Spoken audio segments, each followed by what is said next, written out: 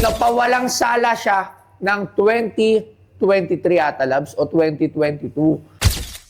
Na-judge sa social media without final na sinabi ng korte. Nahusgahan siya na ganun nga ang kanyang gawain. Anong bebenta mo? Dito lang sa Pinay Stars. Oy! Boss, Ba? gandang umaga, boss. Good morning! Ano yung dala mo? Ano to? Documents, yung mga, yung nakulong si Looney. Documents! Nung nakulong sila? Si Looney. Uy, Paano ka naman nagkaroon yan? Pinabibenta lang to, boss eh. runner talaga to eh. Marami itong mga di-diskarte. Labs, naalala mo dati, ang unang episode natin with Looney, yung kotse na Subaru na galing sa akin, tinry ibenta pero hindi ko nabili kasi nga medyo natasan ako.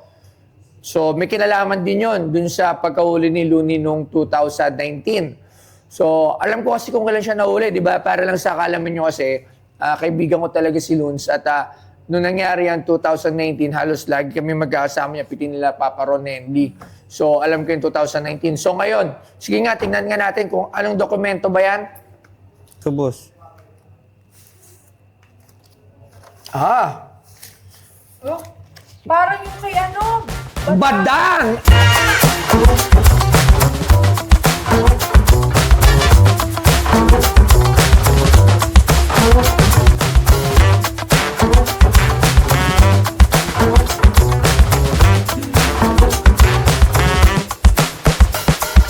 Alam mo ba? Si Looney, nakilala bilang Hari ng Tugma, ay isa sa mga pinakarespetadong rapper sa Pilipinas. Hinahangaan siya dahil sa husay niya sa pagtutugma ng mga salita at sa lakas ng kanyang performance sa rap battles, lalo na sa paggamit ng malalalim pero swak sa tono at ritmo na linya. Ang tunay niyang pangalan ay Marlon Peroramas.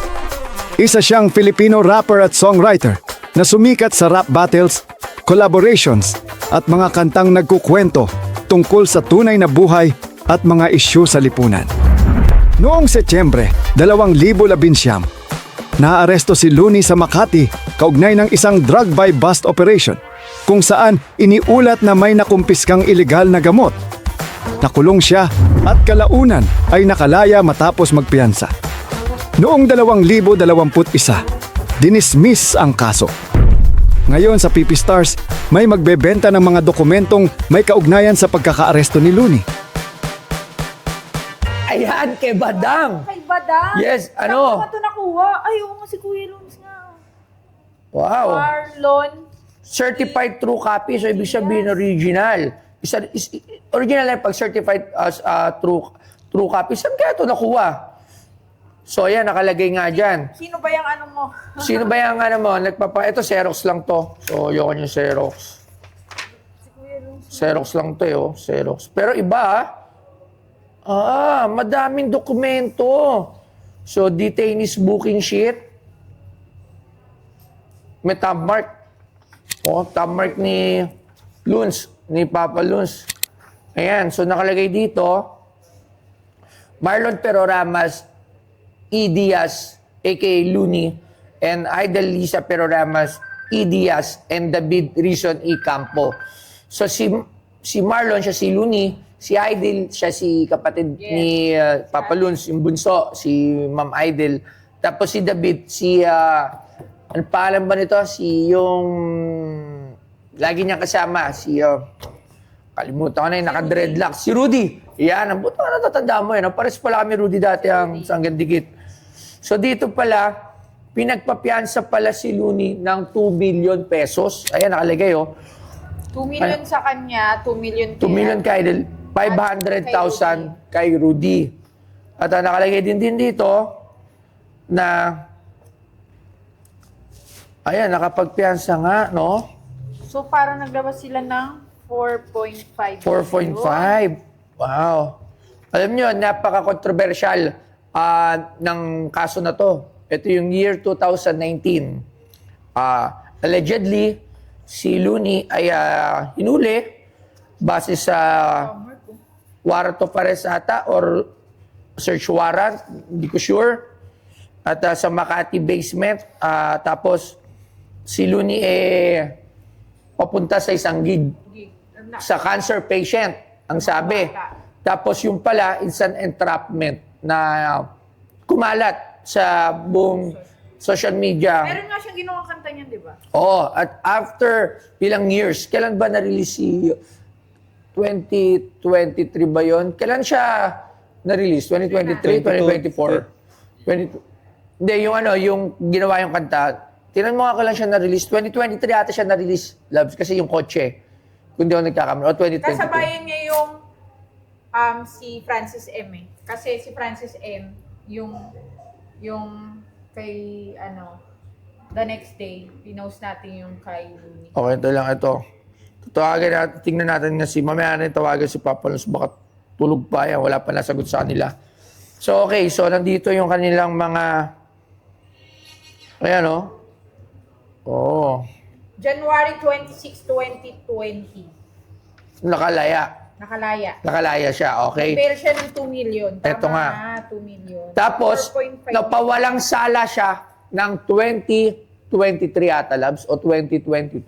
Kaya, si Papa Looney, nakalaya at wala siya talagang kaso at talagang pagkakalam ko, kumbaga, napawalang sala siya sa lahat ng mga inakusa sa kanya. Isa siyang katibayan, isa siyang katunayan na judge sa social media without final na sinabi ng korte. Nahusgahan siya na ganun nga ang kanyang gawain. Di ba? Nung panahon na yun, masyadong maraming dumurog sa kanya, masyadong maraming nang bash sa kanya sa social media at kung ano pa. Pero yung pala, hindi pala totoo. Di ba? So ano pa yung dala mo? Damit. Sa loob. Dabit siya sa loob yan, boss. Wow. Chick May Bayani. pangyayari yan. Merry Christmas and Happy New Year. Oy, High Minds. Naniniwala ako na kay Luns to. Kasi Hyman's kay to eh. Kay Papa Omar. Kay Omar. Yan, kung alam nyo lang, isa si Papa Omar ang tumulong kay Looney. At alam naman yan ng mga nasa circle ng hip-hop na isa si Omar ng High Minds ang isa sa mga tumulong kay Papa Looney nung time na nandyan. Di ko na i-elaborate pero malaking bagay ang naitulong din ni Papa Omar kay Looney. Ayan, so shoutout sa iyo Papa Omar. Ayan, napakamatulungin talaga niyan. Alright, so hindi nasagot si Looney at malamang tulog pa to. Tanong muna natin kung magkano. Kaya nga, magkano mo ito pinapabenta? Malaki yan, boss. Magkano? Kalahating milyon sana. 500,000? Saan mo naman nakuha yung sala? Bibilin ko na lang yung kotse ni Looney.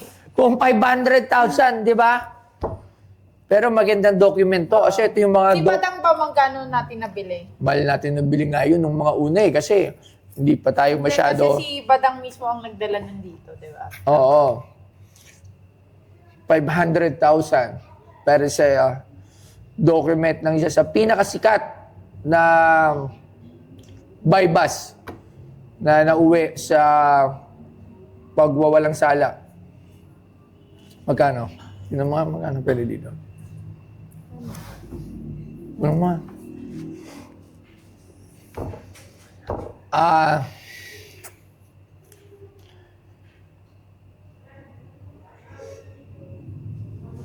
₱20,000 pesos.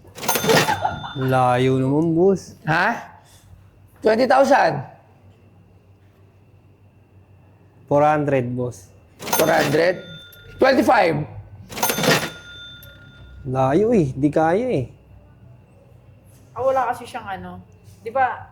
Tawagan mo yung boss mo kasi kung bibilin ko ng 400 to, mas bibilin ko na lang yung kotse na sana nandito pa.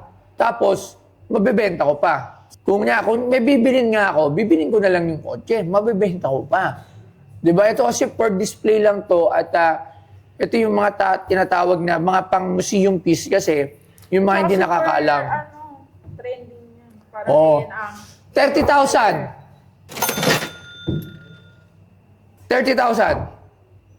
Hindi ako makapag-decision, boss eh. Tawagan ko muna yung nagpapabenta. O sige. Siyempre, Okay lang. may kickback siya dun eh.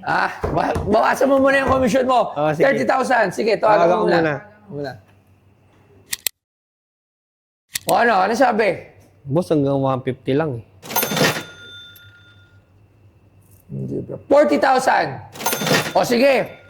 Isagad na natin, Labs. Sige, magkano isagad na natin? Ha? Okay, bago natin isagad, gusto ko munang i-plug tong aking Toyoware. So, available siya sa Toyoware at sa Posi. Where, ayan, order na po kayo. Crop top po to. Gusto niyo po makita? Gusto niyo po ba makita to? Tingnan niyo. Yung stand na to. So, yan. So, yan, oh.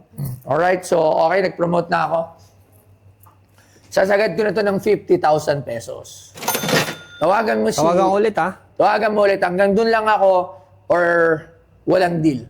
50,000 or nothing. Sige. Sige, tawagan ko ulit. Tawagan mo ulit. Anong sa tingin mo dito? 50,000 pwede na to. Pang-display to. Okay na yun. Kasama na to. Kasama na yan. Ano? Ngayon na daw, boss. Yun Ano? Payag na, 50. Kita mo, dapat 40 mo. Dapat 40. Oh, 50,000. Maraming salamat. Salamat. Sige. Punta sa office para dito sa ating Looney item. Alright. Ayun, okay naman yung deal namin ni Boss Toyo. Kaso, 500 ko binibenta eh. 50 lang yung nakuha eh. Pero ayos na rin. Salamat na rin. Anong bebe